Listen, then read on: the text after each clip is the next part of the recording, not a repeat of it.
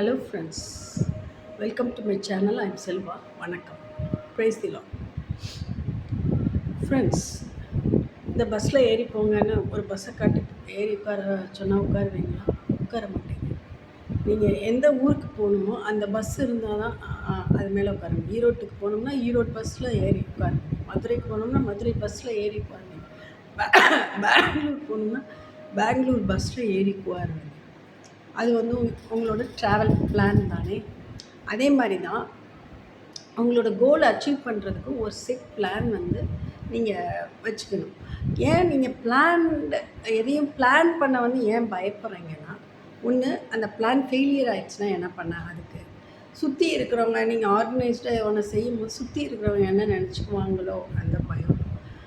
அப்புறம்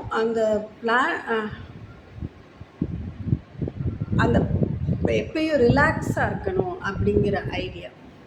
இந்த மூணுமே வந்து, அதாவது எப்பயும் ரிலாக்ஸாக இருக்கணுங்கிற ஐடியா, பிளான் ஃபெயிலியர் ஆகிடுச்சோங்கிற தோல்வி பயம், சுற்றி இருக்கிறவங்க என்ன நினைப்பாங்களோ அப்படிங்கிற யோசனை, இந்த மூணுமே வெற்றிக்கான தடைக்கற்கள் தான்.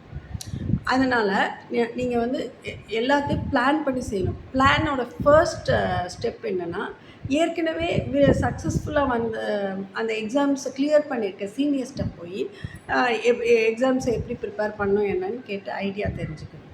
அப்புறம் பழைய கொஸ்டின் பேப்பர்ஸை எடுத்து எந்த சப்ஜெக்ட்டுக்கெலாம் எவ்வளோ மார்க்ஸ் அலாட் பண்ணுறாங்க, எந்த சப்ஜெக்ட்டுக்கு நிறைய இம்பார்ட்டன்ஸ் கொடுத்துருக்காங்க, எந்த சப்ஜெக்ட்டுக்கு லீஸ்ட் இம்பார்ட்டன்ட் கொடுத்துருக்காங்க, இதெல்லாம் தெரிஞ்சுக்கணும். எதுவுமே கோல்டன் பிளான் இன்னும் ஒன்றுமே கிடையாது. இவங்க தான் பிளான் பண்ணணும், இப்படி தான் செய்யணும், அப்படிலாம் ஒன்றுமே கிடையாது. ஒவ்வொரு இண்டிவிஜுவல்ஸும் ஒவ்வொரு மாதிரி பிளான் பண்ணிக்கலாம். அதாவது ஒரு சிலர் வந்து நைட்டு நிறைய நேரம் உட்காந்து படிப்பாங்க. அவங்க வந்து 11:15 தூங்கிடணும். அது வந்து அதான் ஹெல்த்தி. சில பேர் காலையில் எழுந்திரிச்சு படிப்பாங்க, 4 o'clock 5 o'clock அப்படி. காலையில் அலாம் வச்சு ஒரு 7 நாளைக்கு எந்திரிச்சிட்டிங்கன்னா 8வது நாள் அலாம் இல்லாமையே எந்திரிச்சுவீங்க. அப்புறம் அந்த சப்ஜெக்டை வந்து ஒரு மந்த்துக்கு இவ்வளவு அப்படின்னு பிரிச்சுக்கணும். அப்படி பிரிக்கும் போது நம்மளால் எவ்வளோ படிக்க முடியுங்கிறத தெரிஞ்சுக்கிட்டு பிரிக்கணும். நிறைய டம்ப் பண்ணி ஒரு மந்தில் இவ்வளோ படிச்சலாம் அப்படின்னு டம்ப் பண்ணினீங்கன்னா நீங்கள் டிப்ரெஷனுக்குள்ளே போயிடுவீங்க.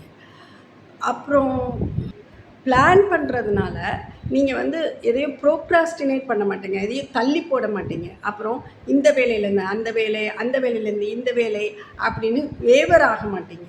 ஃபோக்கஸ்டாக நீங்கள் என்ன படிக்கணுமோ அதை படிப்பீங்க. பிளான் பண்ணும்போது உங்களுடைய ஸ்ட்ரென்த்,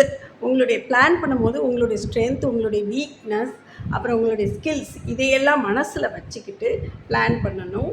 அதுக்கப்புறம் இப்படி ஒரு பிளான் பண்ணி அதை வந்து ஆர்கனைஸ் பண்ணும்போது சில நேரம் ஃபெயிலியர் ஆகிடுச்சு, ஒரு பிளான் ஃபெயிலியர் ஆகிடுச்சு, டீரெயில் ஆகிட்டீங்க ஒரேடியா அப்படின்னோடனே கிவ் அப் பண்ணி பின்னாடி போகக்கூடாது.